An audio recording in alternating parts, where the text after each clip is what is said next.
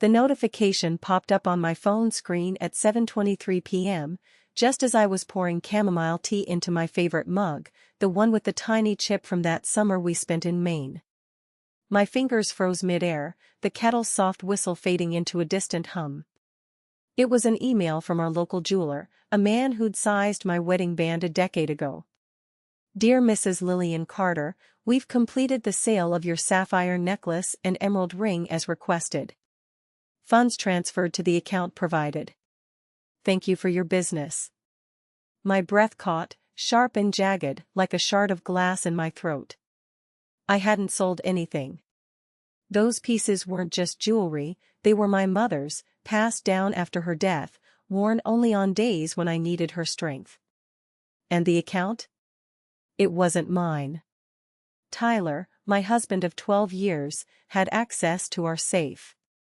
The realization hit like a fist to the chest. He'd stolen from me. Worse, he'd betrayed me in a way I hadn't yet begun to understand. Before I dive deeper into this story, let me know where you're watching from and hit that like and subscribe button if you've ever faced betrayal and fought back. Your support fuels these tales of resilience, and I'd love to hear your stories in the comments below. The kitchen was quiet that evening, save for the faint tick of the wall clock and the distant murmur of a TV in the living room where Tyler was sprawled, scrolling through his phone. Our home in suburban Raleigh was a snapshot of the life we'd built, hardwood floors we'd refinished together, a fridge covered in Polaroids from road trips, a dining table where we'd hosted friends just last weekend. I'd spent 12 years nurturing this life, balancing my career as a marketing manager with being the wife Tyler seemed to need, supportive, organized, forgiving. I'd planned our finances, cooked his favorite lasagna on Sundays, and stayed up late to hear about his dreams of starting a consulting firm. My days began with a 6 a.m. run, the cool morning air clearing my mind before I tackled emails and client pitches. Evenings were for us, shared wine glasses, debates about politics, or quiet moments reading side by side. I'd sacrificed promotions to avoid late nights that might strain our marriage, turned down girls' trips to prioritize his work events. I believed in us, in the promises we'd made under a Carolina oak tree, surrounded by family who believed in us too. Tyler wasn't perfect, but who is? He was charming, quick with a laugh, the kind of man who'd surprise me with flowers after a tough day. He'd been a junior accountant when we met, ambitious but grounded, with dreams bigger than his paycheck. I'd supported him through certifications, late-night study sessions, and the stress of climbing the corporate ladder. By 35, he was a senior financial analyst, respected at his firm, with a corner office and a salary that let us buy this house. I'd thought we were partners, equals, building a future together. My mother's jewelry, locked in our bedroom safe, was my private treasure, not just for its value, but for what it meant. The sapphire necklace she'd worn on her wedding day, the emerald ring she'd given me before her cancer took her. These are your armor, Lillian, she'd said, her voice weak but fierce. Wear them when you need to remember who you are. I'd never considered selling them. Tyler knew that. So why were they gone? The signs had been there, small and slippery, like pebbles underfoot on a familiar path. I'd missed them, or maybe I'd chosen not to see. Tyler's late nights at the office had stretched longer over the past year, his excuses piling up like unpaid bills. Client dinners, he'd say, or a last-minute audit. I'd nod, trusting, pouring myself another coffee to stay awake until he came home smelling faintly of cologne I didn't recognize. His phone was always face down now, its screen lighting up with texts he'd swipe away too quickly. Work stuff, he'd mutter, changing the subject. I'd noticed charges on our joint account, $200 at a downtown restaurant, $500 at a boutique hotel for a business meeting. I'd questioned him once, my voice light, teasing, not wanting to accuse. Just whining and dining clients, Lil, he'd said, kissing my forehead. You know how it is. I'd let it go, hating the doubt that lingered like a bad subtle but sharp. He'd stopped asking about my day, his eyes glazing over when I talked about a new campaign I'd pitched. He'd criticize small things: my cooking was too salty, my running shoes cluttered the entryway. Once, during a rare date night, he'd snapped when I suggested we try a new wine bar. "Not everything has to be about what you want, Lillian," he'd said, his voice low and cutting. I'd laughed it off, blaming stress, but the words had stuck, heavy as damp earth. At a company party last month, he'd spent most of the evening with a colleague named Vanessa, a sleek brunette in a red dress, their laughter too intimate, his hand brushing her arm. "She's just a friend," he'd said later, when I mentioned it. "Don't make it weird." I'd wanted to believe him, wanted to trust the man I'd built my life with. But that email from the jeweler changed everything. I stood in the kitchen, phone trembling in my hand, the tea in my mug gone cold. My first instinct was to storm into the living room, to scream, to demand answers. But something stopped me, maybe my mother's voice, whispering about armor, about strength. I set the phone down, my movements slow, deliberate, like I was handling fragile glass. I needed to know more before I acted. I opened our banking app, my fingers clumsy on the screen, and checked our accounts.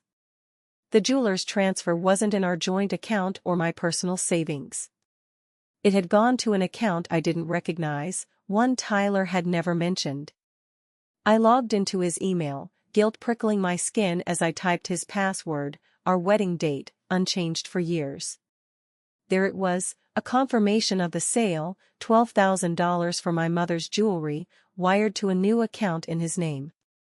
Below it, an email from Vanessa. "Can't wait for Napa this weekend, babe. Booked the Vineyard Suite. Love you." My stomach lurched, bile rising in my throat. Napa. A romantic getaway, funded by my mother's legacy. The betrayal wasn't just the affair, though that cut deep enough. It was the calculated theft, the violation of something sacred. He'd gone into our safe, taken pieces he knew were irreplaceable, and sold them to finance a life that didn't include me. I sat at the kitchen table, the clock ticking toward 8 p.m., and let the pain wash over me. It wasn't just anger, it was grief, for the marriage I'd thought we had, for the years I'd poured into us, for the trust I'd given so freely. I wanted to cry, to shatter something, but instead, I closed my eyes and breathed. In, out, steady, like I was running my morning route. I wasn't going to let Tyler's cruelty define me.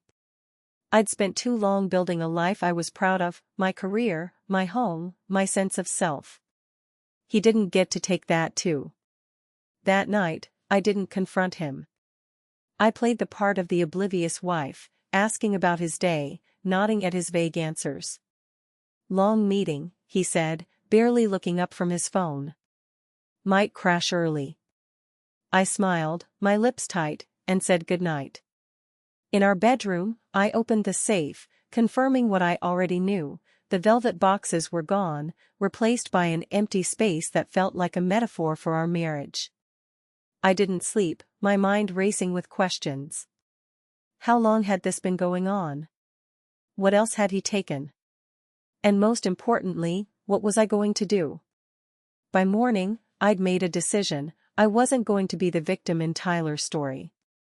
I'd write my own ending, one where he faced the consequences of his choices. The next day, I called in sick to work, citing a migraine. My boss, a kind woman who'd mentored me for years, didn't question it. "Rest up, Lillian," she said. "We need you sharp for the Q4 campaign." I spent the morning gathering evidence, my laptop balanced on the kitchen counter, coffee brewing in the background. I screenshot the jeweler's email, the bank transfer, Vanessa's message. I checked Tyler's social media, finding photos from work trips where Vanessa's shadow lingered just out of frame. I called the jeweler, my voice calm despite the storm inside me. "There's been a mistake," I said. "Those pieces were stolen. Can you confirm the buyer's details?" The jeweler hesitated, then confirmed Tyler's name and the account number. "I'm so sorry, Mrs. Carter," he said. "We had no idea." I thanked him, promising to follow up, and hung up, my resolve hardening like steel. I contacted a divorce attorney next, a woman named Rachel I'd met at a networking event. Her office was in downtown Raleigh, all glass walls and sharp edges, a place that screamed competence. Over the phone, she listened as I outlined the situation, her voice steady and professional. "We'll need to move quickly," she said. "North Carolina's a no-fault state, but his theft gives us leverage. I'll draft a demand letter for the jewelry's value and start on the separation agreement." I gave her the screenshots, the account details, everything I'd collected. "You're doing the right thing," she added, softer now. "You deserve better." Her words hit harder than I expected, a reminder that I wasn't just fighting for justice, I was fighting for myself. Over the next week, I became a detective in my own life, moving silently, strategically. I opened a new bank account, transferring my savings and redirecting my direct deposits. I documented our assets, our house, cars, retirement accounts, noting what was in my name versus Tyler's. I found receipts in his office drawer for more than just Napa, lingerie I'd never seen, a $3,000 watch I didn't recognize, dinner bills from restaurants we'd never visited together. Each discovery was a knife twist, but I didn't let myself break. I called my best friend, Maya, from the park near our house, the autumn leaves crunching under my boots as I walked. "He's been living a double life," I told her, my voice low. "And he used my mom's jewelry to pay for it." Maya's response was instant, fierce. "He's going to regret this, Lil. Whatever you need, I'm here." I needed that, someone who saw my worth, who didn't on a rainy Thursday, 10 days after the jeweler's email. Rachel called to say the demand letter was ready, addressed to Tyler, requesting $15,000 for the jewelry's appraised value, plus legal fees. "We can file a police report for theft if he doesn't comply," she said. "It's your call." I sat in my car, rain drumming on the roof, and weighed my options. A police report would humiliate Tyler, maybe cost him his job, but it felt too public, too raw. I wanted him to face me, to see the woman he'd underestimated. I told Rachel to send the letter to his office, not our home. "Let's see how he reacts," I said. That night, I cooked dinner, lasagna, his favorite, the irony bitter on my tongue. Tyler came home late, his tie loosened, his phone buzzing with a text he didn't open. "Smells good," he said, oblivious. I smiled, my heart a closed fist, and waited. The letter arrived at his office the next morning. I knew because he called me at 11:17 a.m., his voice tight with panic. "Lillian, what the hell is this? A demand letter? For your jewelry?" I was in my office, the hum of colleagues typing in the background, my computer open to a client proposal. I kept my tone even, professional, like I was negotiating a contract. "You sold my mother's necklace and ring without my permission, Tyler. That's theft. I'm giving you a chance to make it right." He sputtered, his charm crumbling. "This is crazy. I was going to tell you. I needed the money for a business deal." A lie, clumsy and desperate. "A business deal named Vanessa?" I asked, my voice low, sharp. Silence stretched, heavy and damning. "We'll talk tonight," he finally said, and hung up. I leaned back in my chair, adrenaline surging. The game had changed. He knew I knew. That evening, Tyler came home early, a rarity. I was in the living room, a glass of Merlot in hand, the TV muted on a news channel. He stood in the doorway, his suit rumpled, his face pale. "Lillian, let's talk about this. You're blowing it out of proportion." I set my glass down, the clink loud in the quiet room. "You stole from me, Tyler. You sold my mother's jewelry to fund your affair. There's no proportion to blow." He flinched, his eyes darting to the floor. It's not what you think. Vanessa and it's not serious. I just needed some cash, and I was going to replace the jewelry. I swear. His voice cracked, a performance I might have believed a year ago. I stood, crossing my arms, my mother's strength in my spine. You don't get to swear anything. You betrayed me, and now you're going to face the consequences. I laid out the terms, my voice steady, rehearsed. You'll pay me $15,000 for the jewelry by next week, or I file a police report. I've already seen a lawyer. We're done, Tyler. I want you out of the house by the weekend. His face twisted, shock, then anger, then something like fear. You can't do this. This is our home. I've worked just as hard, I cut him off, stepping closer, my voice low but unyielding. You worked hard at lying. You worked hard at cheating. This is my home, and I'm taking it back. For the first time, I saw him shrink, the man who'd always seemed larger than life reduced to a stammering shadow. Lillian, please, he said, his hands outstretched. We can fix this. Don't throw away 12 years. I held his gaze, unflinching. You threw it away when you chose her over me. The next few days were a blur of logistics and quiet victories. Tyler moved out on Saturday, his belongings packed into cardboard boxes I'd left on the porch. He tried to argue, to guilt me, but I didn't waver. Rachel filed the separation agreement, ensuring I kept the house and half our assets. I changed the locks, the security code, even the Wi-Fi password, small acts of reclamation that felt like breathing again. Maya came over with pizza and a playlist of breakup anthems, her laughter filling the house as we painted over Tyler's office, turning it into a reading nook. You're a badass, she said, handing me a paint roller. I smiled, the first real smile in weeks, and believed her. Tyler paid the $15,000, wiring it to my new account with a curt email, "This is what you wanted. Let's move on." I donated half to a women's shelter, a nod to the strength I'd found in myself, the rest went to savings. Rachel uncovered more. Tyler had been funneling money to Vanessa for months, draining his personal account. When Vanessa learned about the separation, she left him, unwilling to stick around without his financial support. His firm caught wind of the drama, gossip travels fast in corporate circles, and he was passed over for a promotion. I heard through a mutual friend that he'd moved into a cramped apartment, his charm no match for the reality of his choices. There were nights I woke up reaching for him, the habit of 12 years hard to break. I'd sit in the dark, my mother's voice in my head, reminding me I was enough.